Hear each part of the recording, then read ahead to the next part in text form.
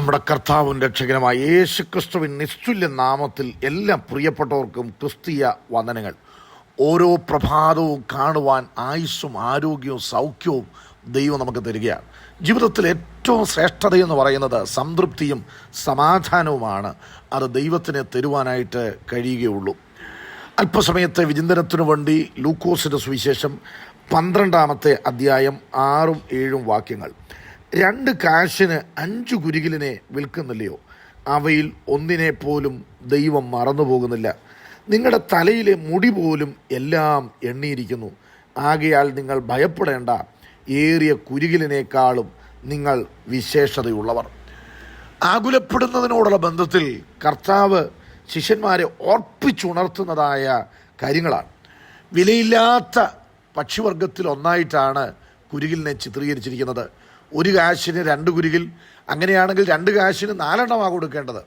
2 കാശിന് വാങ്ങുമ്പോൾ അങ്ങനെയുള്ളവർക്ക് ഫ്രീ ആയിട്ട് ഒന്നുകൂടെ കൊടുക്കാൻ 5 എണ്ണം. അപ്പോൾ 5-ാമത്തത് വിലയില്ലാത്തതാണ്. ഇവിടെ കർത്താവ് പറയുകയാണ്, 2 കാശിന് 5 കുരികിലിനെ വിൽക്കുന്നില്ലയോ? അവയിൽ ഒന്നിനെ പോലും ദൈവം മറന്നു പോകുന്നില്ല. വിചാരപ്പെടുന്നതിനോടുള്ള ബന്ധത്തിൽ കർത്താവ് മത്തായിയുടെ സുവിശേഷം 6-ാം അധ്യായം അവസാനിക്കുന്ന വാക്യങ്ങളിലും ഇതേ കാര്യങ്ങൾ തന്നെ രേഖപ്പെടുത്തിയിട്ടുണ്ട്. കുരികിലിനേക്കാൾ നിങ്ങൾ വിശേഷത ഉള്ളവരാണ്. അഡ്വാൻറ്റേജ്. കുരികിലിനേക്കാൾ നമുക്കുള്ള വിശേഷത എന്താണ്? അവയിൽ ഒന്നിനെപ്പോലും വിലയില്ല എന്ന് ധരിച്ചിരിക്കുന്ന കുരികിലിനെ മറക്കുന്നവനല്ല. അവയിൽ ഒന്നിനെപ്പോലും ദൈവം മറന്നു പോകുന്നില്ല. നിങ്ങളുടെ തലയിലെ മുടി പോലും എല്ലാം എണ്ണിയിരിക്കുന്നു. അത്രമാത്രം നമ്മെക്കുറിച്ച് ശ്രദ്ധാലുവായ ദൈവം. തലയിലെ തലമുടി ഒന്നും എണ്ണുവാൻ ആർക്കും കഴിയില്ല. എന്നാൽ നമ്മുടെ ലൈഫിലെ ഏറ്റവും ചെറിയ കാര്യങ്ങൾ പോലും സ്വർഗത്തിലെ ദൈവം അറിയുന്നു. ദൈവം അറിയാതെ, ദൈവം അനുവദിക്കാതെ നമ്മുടെ ജീവിതത്തിലൊന്നും നടക്കില്ല. അനുദിന ജീവിതത്തിൽ നമ്മൾ ദൈവത്തിൻ്റെ നടത്തിപ്പുകൾക്ക് വിധേയപ്പെടണം, തിരിച്ചറിയണം. ഏതെങ്കിലും പ്രയാസങ്ങളോ പ്രതിസന്ധികളോ വരുമ്പോൾ മാത്രം ദൈവശബ്ദം കേൾക്കുന്നവരായിട്ടല്ല, എല്ലായ്പ്പോഴും ദൈവം നമ്മെ നടത്തുവാനായിട്ട് താല്പര്യപ്പെടും. അപ്പോൾ ആ നടത്തിപ്പിന് നമ്മൾ വിധേയപ്പെടണം. ദൈവത്തിൻ്റെ കൈക്കലുള്ള ആടുകളാണ് നമ്മൾ എന്നുള്ള ബോധ്യത്തിൽ നമ്മുടെ നടത്തിപ്പ് ദൈവത്തെ നാം ഭരമേൽപ്പിക്കുവാനായിട്ട് ഇടയാകണം. ഇവിടെ കർത്താവ് പറയുകയാണ്, ചെറിയ കാര്യങ്ങൾ പോലും ദൈവം നന്നായി അറിയുന്നതുകൊണ്ട് നമ്മൾ ദൈനംദിനം നേരിടുന്ന കാര്യങ്ങളെ ഓർത്ത് ഭയപ്പെടേണ്ട, ഏറിയ കുരികിലിനേക്കാളും നിങ്ങൾ വിശേഷതയുള്ളവരാണ്. മോശ ദൈവത്തോട് ഒരിക്കൽ പറഞ്ഞതായ ഒരു പദമുണ്ട്. പുറപ്പാട് പുസ്തകം 33-ാം അധ്യായം 16-ാം വാക്യമാണ്.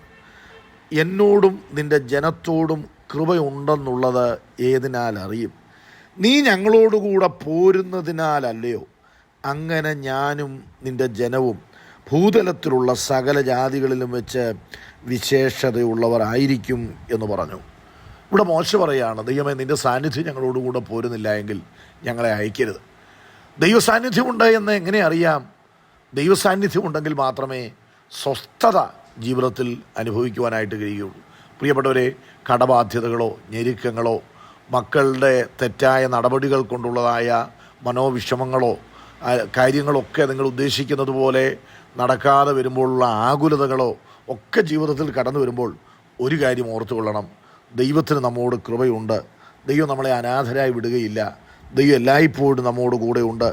നമ്മുടെ വിശേഷത എന്ന് പറയുന്നത് ദൈവം നമ്മുടെ നടുവിലുണ്ട് എന്നുള്ളതാണ്, നമ്മുടെ കൂടെയുണ്ട് എന്നുള്ളതാണ്. ആ ദൈവം അറിയാതെ, കൽപ്പിക്കാതെ നമ്മുടെ ജീവിതത്തിൽ ഒന്നും സംഭവിക്കത്തില്ല. പരമാധികാരി സ്വർഗത്തിലെ ദൈവമാണ്. നമ്മുടെ യുദ്ധം നടത്തുന്നതും നമുക്ക് വേണ്ടി കരുതുന്നതും ജീവനും ഭക്തിക്ക് വേണ്ടി എല്ലാം സംഗ്രഹിച്ചു വയ്ക്കുന്നതും സ്വർഗത്തിലെ ദൈവമാണ്. ഇസ്രായേൽ ജനം മാറായിലെത്തിയപ്പോൾ വെള്ളം കുടിക്കുവാനായിട്ട് അവർക്ക് കഴിഞ്ഞില്ല. കൈപ്പേറിയ അനുഭവമാണ്.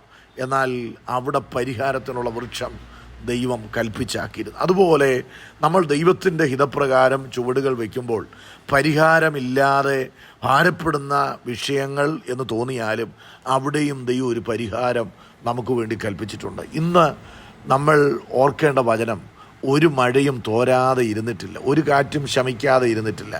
നിങ്ങളുടെ ജീവിതത്തിൽ ആശങ്കപ്പെടുന്നതായ കാര്യങ്ങൾ വരുമ്പോൾ നമ്മുടെ ദൈവം ഉറങ്ങുന്നവനും മയങ്ങുന്നവനുമല്ല. ആ ദൈവം ജാഗ്രതയുള്ള ദൈവമാണ്. സൂക്ഷ്മമായി കാര്യങ്ങൾ നിരീക്ഷിച്ചു കൊണ്ടിരിക്കുകയാണ്.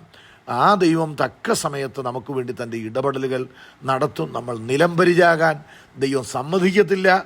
ദൈവം നമ്മെ മറന്നുപോകില്ല. ദൈവം നമ്മോട് കൂടെയിരിക്കും. ദൈവം ഉണരും. നമുക്ക് വേണ്ടി ചിലതിനെ ശാസിക്കും.